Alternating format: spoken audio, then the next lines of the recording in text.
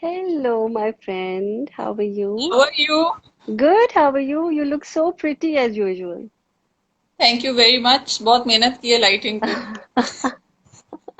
अब होगा ये कि पीछे आहिस्ता आहिस्ता अंधेरा होता जाएगा and Say, and I don't know how that will change things but right. Anyway But anyways, how you are you look very doing pretty, man. Good. Alhamdulillah. All is thank you well. we've got our first listener over here as well hello Pila Hi. Gubara nice so how are you doing Mavish Good, Afia. Good. Just hoping things get better soon, inshallah. The world opens up. yeah But Allah ka shukr, all well. yeah I think today was the first day that I also kind of really decided that enough was enough Hmm. so, there was this Hmm. four Hmm. months of being very Hmm. positive. Yeah. Hi, Pooja. Yeah. Oh, my friend Pooja is here. Nice. Hello, Uh, Pooja. Hello, Fatma. That's my friend from Umar is here Kuwait. too, right on time. Lovely. Lovely to see everyone joining. So, Mavish, you give the go ahead whenever you want to start. Um, Let me know. We can start, maybe. शुरू करना है? हाँ हाँ शुरू कर देते हैं. चले. Okay. Oh, there's Fatma who's saying hi, Mavish. Hello, Fatma. Thank you for I tuning think in.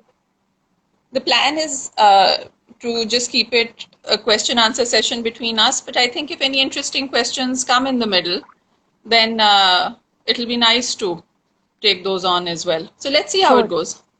Yeah. ठीक है. Okay. Hmm. Chale, let's get going.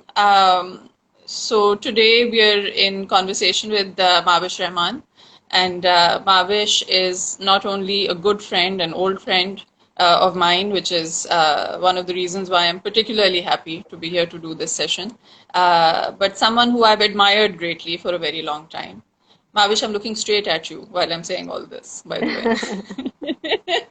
And go straight in the heart. So So thank you so much. yes, दिल से दिल की दिल तरफ. से दिल की तरफ. Um, so Mavish started as a business professional and then did what so many of us only dream of doing. She decided to follow her more creative side. She was always a poet. She always had this capacity to be an educator. And I think always had a capacity to be a storyteller, which is something that she perhaps does not describe herself as often enough. She wanted to pursue photography, so she went and did a postgraduate diploma from the prestigious Indus Valley School of Arts and Architecture in Karachi. And then after that, went on to take master classes from some renowned photojournalists and photographers, Henry Horenstein and Susan Burnstine. Um, really pursued that passion. It resulted in a project which took her a while to get through and to finally for it to finally see fruition, but which turned out to be well worth it. And I'm going to hold that up for you guys. Here it is. Yes, there you go. This is Women in Green and Beyond. It's a beautiful book of photographs about the Pakistan women's cricket team. Some which at that time was something that not enough people were paying attention to. There was this cricket team on the national level in which women were playing, but they just wouldn't get the kind of attention, the kind of facilities, the kind of encouragement that the men's team would get. A lot of people didn't even know that they existed. And here was this photographer who decided, you know what, I think I want to shine the spotlight on this team. And there were so many reasons, Mavish, over the years of us talking about this. There were so many reasons why you wanted to pursue this in particular, which I think are so Mm, inspiring. And I would love for people to hear about all of mm, those reasons today as well. So it mm, resulted in this book. And the reason why this was in 2016, mhm, right? And the reason why we're having this session today is because this is roughly when the anniversary of the publication of that book was, this great labor of love for Mavish. mhm, mhm, And I think it's important to keep the story alive. I think, Mavish, you realize that as well. It's Mm-hmm. important to keep it going. It's important to keep talking about this project because it's not something that ended when you published the book, is it? It's Mm-hmm. something that continued, basically. Mm-hmm. The team is in a very different place today from when it was back then. I Mm-hmm. believe that your book has a significant role to play in helping that to happen.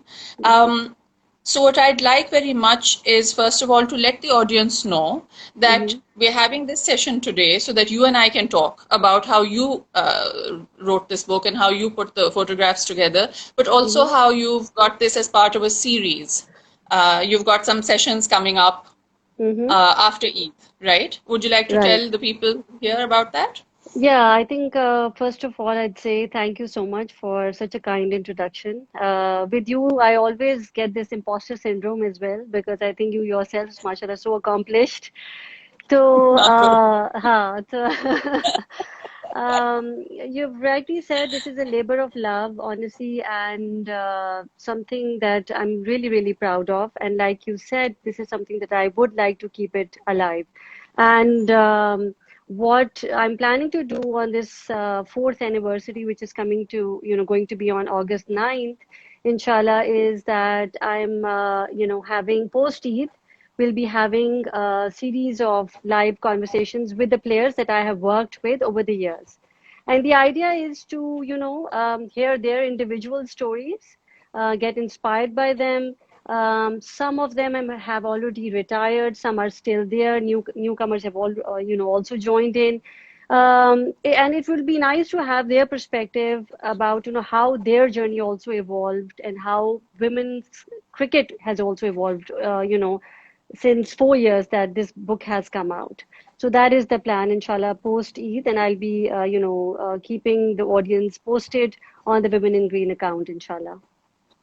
That is going to be really exciting. And Mm-hmm. I'm really looking forward to those because I think it'll be amazing for a lot of people to get to hear the stories of these women straight from the horse's mouth, as it were. Mm-hmm. Mm-hmm. Mavish, I would like us to go back to the source, which is the actual book itself. I was Mm-hmm. going through your introduction again. I hadn't Mm-hmm. gone through it for a few years since I read it the first time. And I Right. realized it gave such a beautiful roadmap of how the journey that you took to arrive at this particular juncture where you were able to see this book in print, the challenges that you faced, the sheer tenacity with which you pursued this project. And that's something that I would want us to talk about as well. So I Mm-hmm. thought let's pick up just small excerpts from your introduction and Mm-hmm. use those as starting points for a discussion, Okay. if you're good with that. Mm-hmm. Okay, so 6 years ago, what Mm-hmm. started as a thesis project at the Yeah. Indus Valley School of Art and Architecture Hmm. became an effort to tell a much bigger story. Women in Green and Beyond documents my journey into the world of the extraordinary women's cricket team of Pakistan. During Hmm. these 6 years, the fortunes of women's cricket in Pakistan changed considerably. The project kept evolving with them, as did my own perspective as the photographer. Thus, Hmm. there are multiple layers in the narrative for the discerning viewer to sift through. For me, the experience has been a deeply personal one. I saw so many stories unfold while walking down this path. Stories of bravery, struggle, perseverance, pride, and the passion of these women who, coming from diverse backgrounds, have collectively made their country proud. These stories I will treasure for life. Mavish, tell me, what was it that got you started on this in the first place, and what made you care so much about it? Okay, so if I go back to 2010. So, I come from a business background, right? So, I've done an MBA and I went to the art school in 2010 when they were starting, and this is Indus Valley School of Art and Architecture in Karachi. They had just started this postgraduate diploma in photography, and I took the course up. And it just completely opened up a whole new world to me, a world that I was completely oblivious to because coming from the business background, I had no clue about, that I was awed by the fact that photography was such a powerful medium of expression. So for our course, we needed to come up with a thesis project. And Hmm. I wanted to pick up something which is very meaningful, because this was something, like I said, that I was like, okay, so this medium has so much power to, without even uttering a word, move you, so much. Then what kind of an issue can I pick up that I would like to sort of, pursue for my thesis project? So I started thinking about it very consciously. That what meaningful thing can I pick up? And at that time, the women's cricket had just come back from Asian Games, and they had, won the Asian gold. And there was news like, in Dawn and other newspapers. So I remember talking to my friends, or family, whoever I came across, that look, Pakistan women's cricket team has won. And most of the people that I spoke with did not know that, like you said, that women's cricket team even existed. And I think that is something which prompted me initially. And I was like, in a country which is so big on cricket, why is women's cricket like nobody knows about it? And then I did a little more research, and I was also surprised to know that it had existed even almost like, 1.5 decades before. So I was like, I started with the project primarily with two objectives. I was like, I need to give due recognition to these women, and I Hmm. think on a more deeper level, it was the idea to, to highlight the strength of will and strength of character of Pakistani women. So that is how it started. And then, like I said, that it evolved over time. And what happened was that initially I was just shooting them on field, in indoors, outdoors, in their literally like I was there with them in their dressing rooms and whatnot. But then as the time progressed, I wanted to know more about these individuals. I wanted to know how they were at home. Were they any different? How were their family supportive of them or not? What kind of challenges were they facing at home? How were they switching different roles and juggling between different roles? Were they traditional? Were they not? So all of that um, prompted me to then go into their private spaces. And by that time, I'd already sort of developed that kind of relationship with them, that most of them were kind enough to invite me to their private spaces. And that's how Right. it evolved. Yeah. I think one of the really great things about this book is exactly that. One opens it expecting pictures of the Pakistan women's cricket team in action on the Hmm. field. That's where you expect to see them on the pitch, at Right. the boundary, wherever else in that space of the cricket ground. And you don't Hmm. expect to see these photos that suddenly jump up at you, which Hmm. are photos of these women in their home spaces. Hmm. And I've got the book here with me, and I think this is a great time to show you, rather to show the audience, because you are obviously intimately familiar with all of these photographs. But to Right. show them, just okay, so here's one picture of a player Hmm. in her full kit, yeah, Hmm. um, looking rather badass, Hmm. if one might put it that way. And which player was this, Mavish? So this was Did you Bisma recognize? Maroof. Yeah. This is This was Bisma. Bisma. Yeah, the current captain. Who's the current captain? There you go. Okay. And then we come to this picture here. And this, I believe, is also Bisma, right? Hmm. Hmm. I mean, compare the picture which I showed earlier with this. We've gone straight from the cricket ground, the nets, the full Mm.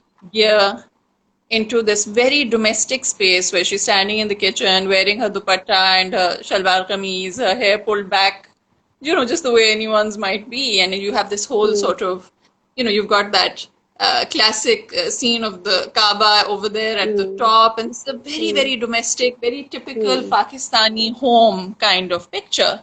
Right. Um, and it's just extraordinary to see these women in these two spaces. Mm-hmm. Tell me a little bit more about that. How was that experience for you? A, did you have trouble gaining access?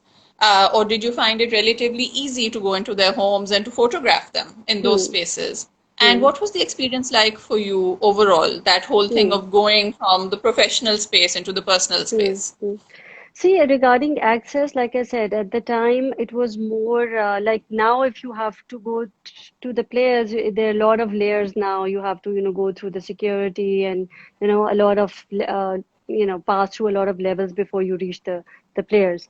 But back then it was more like I spent so much time with these women that, like I said, I was. I developed that kind of trust with them that when I told them that I wanted to do this, they were up for it.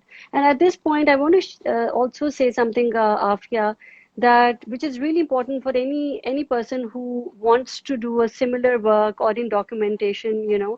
Um, it's not only important to gain someone's trust, but it's really important to retain that trust. And I think this is Right. one of the things that I really treasure the most, because these I mean, right from the start, I was very transparent with these women that why am I taking their pictures? Where am I going to be using them? And throughout, I have felt this kind of responsibility on my shoulders that, they have put so much trust in me that I have to be extremely careful. And I think that is really important for, when you're working so intimately with somebody. So coming back to your other point, about what did I find. So, some of the things that I found really interesting was that like you said, is that, all these are very regular, very normal women at home, right? So you Right. see them at their homes in their traditional attire, helping their moms in the kitchen. You see their influences of religion or families or values. Then I walked into one of the players' bedroom, and then it was like a dark, bold red wall. She was wearing a red traditional, shalwar kameez, and that said so much. To me as a creative person, I was able to see so much just in that, that context about that person. That she's bold. She's, you see a little bit of rebellion in that. So there's and then there's she had this bat and ball just lying around on the side, and I asked Just her that if she casually had, sort of lying there. yes, casually, exactly. So I asked her if she Yeah. had placed it over there because she knew that I was coming, and she's like, no, it's just there. And then in one of the pictures, you open the closet, and you see very different closet from a traditional Pakistani closet, right? So it's all like you see Mhm. t-shirts and shirts, and all the colors also. You won't be able to tell if it's a female, and I'm sorry I'm generalizing here, but it's a typical female's closet. And again, the bat and the ball is just lying around there. So, the common thing that I noticed in all the houses was that they were practically living cricket. It was just part of their lives. The other thing that I We see noticed the was, cricket, the yeah, team cap over there. We see the yeah, blazer over there, and under that her regular clothes. But because of that team cap and blazer, this is not a regular closet. This is a very special closet. This is where the clothes of someone who's made it, to the national level in a sport. This is that person's cupboard, and this is that room that you're talking about absolutely, with the red wall, yeah. which is presumably her statement off the field, right? Exactly. And then you Yeah, see sorry. like all of these women have these scrapbooks where they are, documenting their successes and whatever, coverage that they get. So all of them had that. They were extremely proud of. And then what, to my surprise, actually, that I was really that made me really proud also was that most of the families were extremely proud and supportive of their, of their daughters. And in one of the homes, you see actually that in the master bedroom, the parents had all the trophies and all, whatever the player had won so far, it was there in their master bedroom. So that in itself, spoke volumes of how much they valued her. So it was Right. a phenomenal experience that way. So, would I be correct in assuming that the majority of these players came from relatively conservative backgrounds? You see a mix, you see a very diverse sort of, you do see a mix of people coming from conservative and not so conservative backgrounds.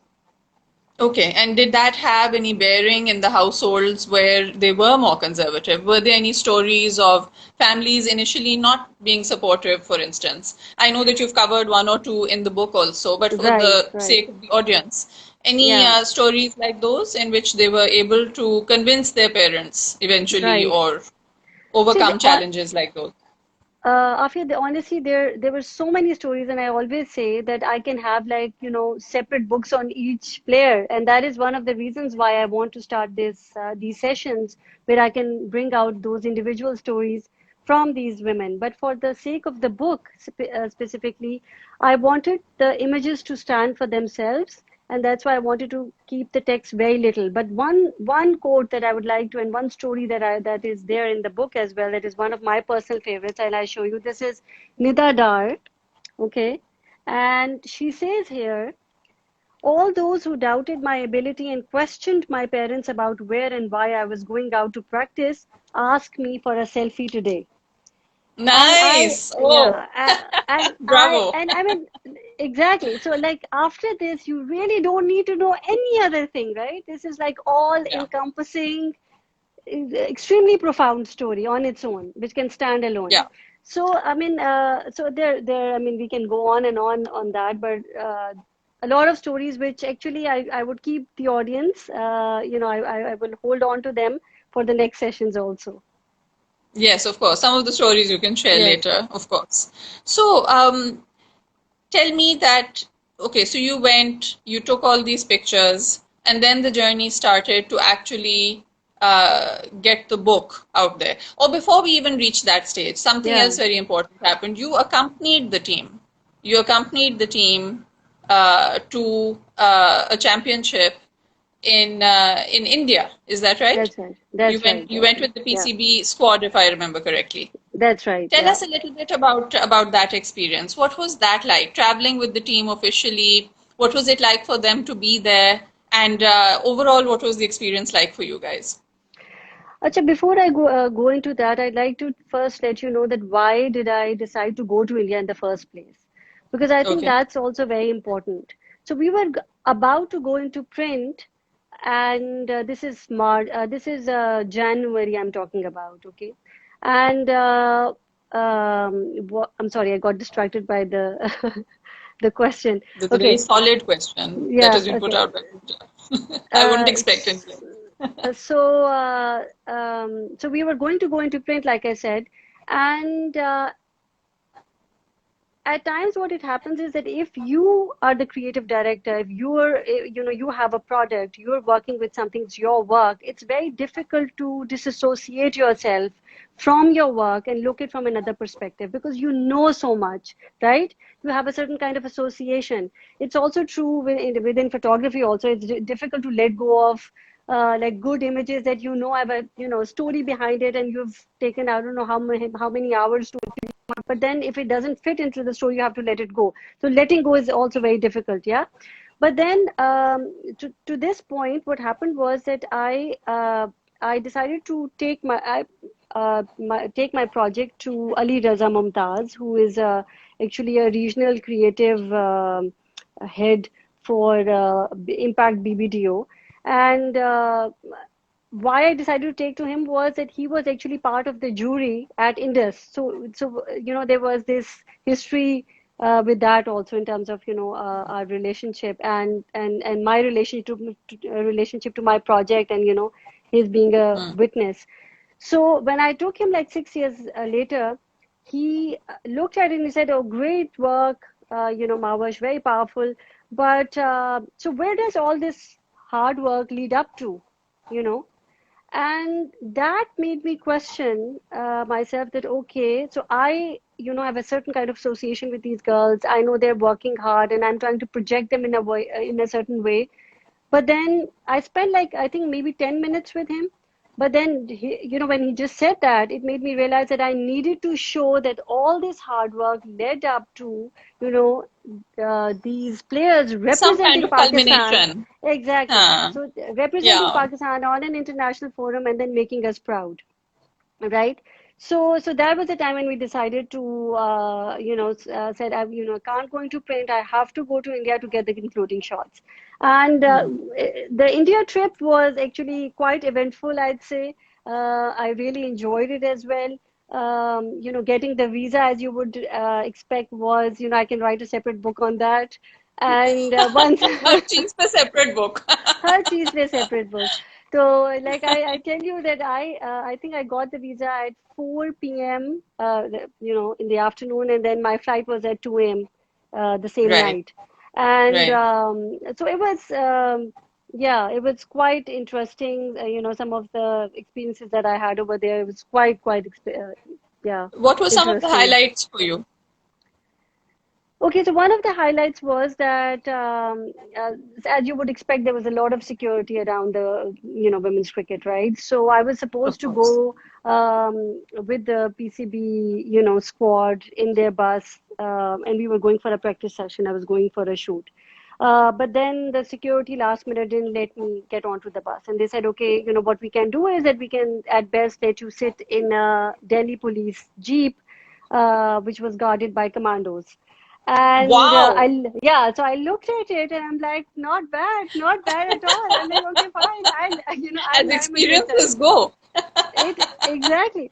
So I sat there and it was like a 40-minute ride. Okay, it's open jeep, with commando sitting at the back and then the Delhi police head sitting in the front. And we were chatting the whole way. I was asking about how, women's security in Delhi and what were he told me that there was a, new app that they had just launched and, all those Hmm. things. And then he was telling me about, okay, this is Moment section that he called Momina or something like that. कि ये section है Old Delhi. We were going to Firozshah Kotla Stadium. So it Hmm. was quite an interesting ride. So similar experiences I had with like taxi drivers, you know. And one thing I noticed, Afia, was that every time I would tell somebody that I was from Pakistan, there was a pause. So there was this moment of silence, and then it would bring a smile to that person's face. Yes. Yeah, Always. and Yes. then it was all about कि ये तो हम दोनों देशों में बड़ा प्यार है और ये तो ऊपर के जो लोग हैं वो लड़ाई करते हैं and all of that which made me so good. So Yeah. and I'm a peace ambassador, so I wrote a piece on my experience when I went to India. I wrote a piece on that as well. So it was, I'm really happy that I was able to go and a lot of good memories. But Some not how so did all good, but that yeah. bhaichara, or rather, I would say, how did all that behenchara play out on the pitch? The band, actually, you know what? There's this really interesting story. You're talking about the Indian and Pakistani players on the The pitch, right? teams. The The teams. team. Yes, yes. I actually, you know what, while I was there and I was witnessing it, I realized that if it was a match, a men's match basically, it would have made headlines. And I've actually never shared this before. Now you've prompted me, so I thought about this. There was a moment when one of our players helped the Indian player who was batting because they have these pads on, right? So they can't sort of, bend down. And her shoelace opened, and one of our players helped that batswoman, tie her shoelace. And while she was doing it, even, whoever was there in the crowd, everyone was, clapping and cheering on. But at that moment, I realized that had it been men's cricket, it would have been a moment, a moment of, I don't know, Pakistan, a big ambassador for peace or something like that. So, Yeah. but unfortunately, it's at that time I'm not sure if it was being live telecast or not, or was it? Because I remember that even the Indian journalists were asking me, excuse me, is player ka naam kya hai? Us player ka naam kya hai? Unlike you would never do it in a men's game. Hmm. So this is something interesting that I just thought about. Okay. And then what was the result over there? How did they do? So to my benefit, actually, because I went, Pakistan won, and I was only able to, I was there for only one match because it's like I said, it's difficult to get visas for you. You need to get visa for each different city, right? If you are a Pakistani. So I just went to Delhi. and Pakistan won. Anam and Amin was the player of the match that time, and that's why you see the picture of the trophy, with Sana and Anam towards the end. And another this one, Acha, this is and that trophy. yeah, this is Acha. that trophy. And then you see this image, which is again really close to my heart. And one would think why, because it's, one can see it's just like, a few journalists sitting, and then, Sana is there, there's Aisha Ashar and the coach. They're all sitting and having a press conference. This is post match. So, but why is this important to me? And I tell you why. Um, so initially in 2010, when I came up with the visual narrative, there was one thing very clear in my mind, that I wanted to keep it a very positive story, right? But towards the end, there was a hint of, empty, there's this image of empty chairs. And that was basically a hint that look at all these women, what they are doing, but still nobody comes to see them. And this is this Nobody's image. coming to watch. Yeah. Yeah. Yeah. So, Very powerful image. Yeah. yeah. But then as time progressed, and like 6 years later, And this was in th Karachi, this image that this, you'd taken. yes, this was in Karachi. So Okay. things Yeah. were very different, right? Things were very different. And so my own perspective as a photographer had to change, and I had to incorporate, the progress in journey in women's cricket, basically whatever progress that they had made, I had to incorporate that in my narrative. So now in this book, that image, specific image, has to come in the middle because the story has changed, right? So when I talk about that, the image of Indian journalists, um, I think the third last image. I was going to take a picture. I was right in front. I was going to take a picture, and then I look at the back. I saw all these journalists, and then I thought to myself that so much has changed, even from when I had started. I went at the back, and I took a picture from a back. So a view you get is that you see all the journalists leading up to, the captain sitting in front and giving that interview, which was a moment of redemption for me. It was like, uh, I was really proud at that moment. I was proud of myself. I was proud of the cricketers. It was really interesting to see that both of us, in our own way, had come really far. Yeah, yeah, that's very special. Okay, so Mavish, I would have liked for us to talk more about the challenges with getting this into print, but I think let's stick with this line for a bit since we're talking about it. Hmm. It was, as you said, a great moment for the players. It was a great moment for you. Both of you had come very far in your own ways, right? But what did it take to get there is, I think, a question that all of us would be interested in hearing more about. So, Hmm. Pooja, for instance, has asked a very good question. Hmm. She's saying, where did Mavish sense the maximum friction or challenges in how they navigate the so-called masculine choices in their profession and passion, right? Vis-a-vis Hmm. the socio-cultural expectations of them. And Hmm. I think that, the photograph that I would love to share Yeah. with this is, I don't know Hmm. if I can show you here properly. Hmm. Hmm. Um, can everyone see this properly? I mean, everyone can't tell me, but anyway, yeah, there you go. So this is the rope, the boundary Hmm. line. Hmm. Anything Hmm. that goes across this will be a 4, or if it flies, Hmm. it'll be a 6. Hmm. But Hmm. this rope, this boundary is Hmm. something that is there, not just physically, but metaphorically as well, isn't it? It's a Absolutely. line that they have to cross every single day Hmm. in order to do Hmm. what they want to do, isn't Hmm. it?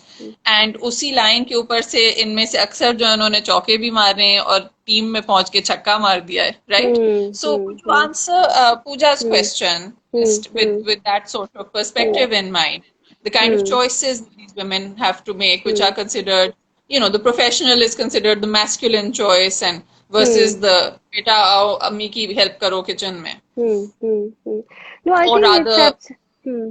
ये शादी होगी या नहीं, बच्चे कैसे पैदा हम्म, करोगी अगर क्रिकेट खेल रही हो, अभी रिश्ते निकल बिल्कुल। जाएंगे, whatever, like हाँ, things which are हाँ। very real, I think, for them. Hmm, Yeah. Hmm, Yeah, no, I think ये बिल्कुल, it's a very valid question, and I mean, I can tell you from my own perspective first, and of course, it will be best to listen from to hear from the players themselves about their stories. But all of them, and I think that is what made me stick to this project, because you you see these women who are trying to make a mark, to leave a mark, who are trying to defy stereotypes, who are trying to cross that boundaries, all of them in all in their own way. And one of these images also, when I this one, for example, now this is a very aesthetically pleasing image, right? One would assume. But then the idea is also, again, metaphorically, that the women's cricket is there, but you see them in the background, and there's this net, they have to cross, or the boundary one that you showed. They have to cross that boundary every time, they make a decision to come out and play on field. So I think, or this one also. When you see the iconic cover, you see the soft bangles and the hard ball, and you right here see a contrast. So I think what I saw in these women was exactly what Pooja is saying, that these women were able to defy, the fact that they were there in on ground, um, putting in hard work and whatnot. Um, it showed that they had crossed those boundaries. And I was there only to support that and to bring their stories out, you Right. know. But what were the toughest points of friction, or what were the toughest challenges for them, do you think, in making that choice, in making that transition to playing cricket? I think the toughest choice for them was that, unless, for example, this player, Marina, who talks about that, she was really good at cricket, but then, there were, what do you call them, like tests at Kinnaid, and her teacher believed in her, but she didn't tell her mother that she was going for the test, right? She got So the selected. admission test to Kinnaid Yes, College. no, Okay. not to Kinnaid College, sorry. At Kinnaid College, the women's cricket, had come in for the test for admissions in the women's cricket team. So she got, Oh, yeah. So she got, so her, and she talks about her Madam Humaira. She says that the teacher took Marina, you know, for testing, and Marina did not for tell the her mother about tryouts. it for the tryouts. She got Yeah. selected, and when she got selected, so Madam Humaira told Marina's mom that she got selected and she was really good, and she said that on my way back, back home from college, she didn't utter a word. And the next day, she went with me for practice session. She saw me how good I was, and then she said, "Okay, it's okay, you can do what you want to do." So there are a lot of other stories. Like there's one about Nida Dar also. She says again the same things, that she says that my brothers, I used to play cricket with my brothers in galiyon mein khelte the, and Mm. it was fine. But I wanted to make it big out of it. I wanted to go in the national team. They were against it. And then she said that I did the same thing, that I was, going out to play for tryouts and whatnot, but I wouldn't tell them. And then finally, she says that one day, and I'm sorry I gave away Nida's story. I wanted her to tell this, but she said that my name came in the newspaper, in the local newspaper, that she had won the match. And then she said that the brothers were like, "Ye kya cheez hai?" And then they were like, "Okay, fine," because I think the point is that when they realized, when the family realized that they were really passionate about it, it was something that they wanted to do, they were eventually supportive of them. But that, having said that, it's not easy. I'm sure they went through a lot of barriers, a lot of questioning and whatnot, and sometimes had to fight, of course, to get to the place where they are today. Absolutely. And I think what this really highlights is the role of allies. We talk a lot about allies these days in feminist discourse, but I think it's a two-sided coin, isn't it? Because one of the things that we realize is that it would be very difficult to get anywhere without those allies. So all of Hmm. these girls who made it to the team made it to the team after their parents, their brothers, their families were on board, basically. If they Absolutely. weren't on board, they would not Yeah, have made it to the team. And absolutely. that's obviously now the next step where, although even within this we see people coming around and supporting them, which is important, Hmm. obviously. Hmm. But for Hmm. instance, Mavish, when I look at the dedication at the beginning of your book, right, Hmm. Hmm. it's very telling because you say, to my parents, for letting me dare to dream. Hmm. Okay. Hmm. Then you say, Hmm. to my husband Bilal, for believing in Hmm. my dreams. Hmm. Hmm. Then you say, to my children, Harim and Hadin, for whom I wish for a world where women and men can pursue their dreams equally. Hmm. This is a very telling dedication Hmm. because over here you too are talking about your allies, and Absolutely. you too Hmm. are perhaps dreaming of a world in which allies are not necessary in order to pursue Hmm. your dreams. So Hmm. Hmm. how let's sort of now consider winding this down and kind Hmm. of going on to this note of how do you feel? What do you feel it took for you personally, internally? What did it take for you to actually pursue this project and to bring it to fruition? Um, Given that you had these allies, but given that you had this understanding that men's and women's dreams are not created equal, Hmm. uh, what did you personally go through to bring this book out, and what did it mean to you personally? Hmm. Hmm. Hmm. Hmm. Okay, to your first point, Afia, I'd say that it is extremely, extremely important to have enablers in your life. Like you said, allies or supporters. You cannot work in isolation. And so, yeah, so that is a given that you need to have enablers in your life. The other point is, why was this so important to me, or why did I continue to pursue it? Um, I think rejections are a very powerful tool to help you realize what you stand for and what is important to you. And initially, like I said, it started as a thesis project. I was able to complete the thesis successfully. I showcased it in Pakistan. It ca- you know, then when I started sending out to different publications, and I was getting a lot of rejections, then it really made me question a lot about, I was able to discover a lot about myself, that why was it important for me, you know. And I personally feel that it is extremely important for one to dream. You know, you need to be a dreamer. If you are a dreamer, and then if you have a, if you're passionate about something, and if you put in hard work into something, so if you basically truly believe into something, then I think what is required from you is, or which helped me was, my work ethic, um, my value system, which helped me continue chasing after this project, because I thought, and again, I mean, it comes from a multiple points of inspiration. So this another major inspiration in my life has always been Iqbal. And I always thought that when he is talking about "Tu Shahin hai basera kar pahadon ki chitanon mein," so he's talking to me. So I am that eagle that he's talking about. And and again, he's using eagle as a metaphor for courage, strength, resilience. And I think Hmm. that is what I was able to see that in these women, you know. So I was able to see a part of myself in these women.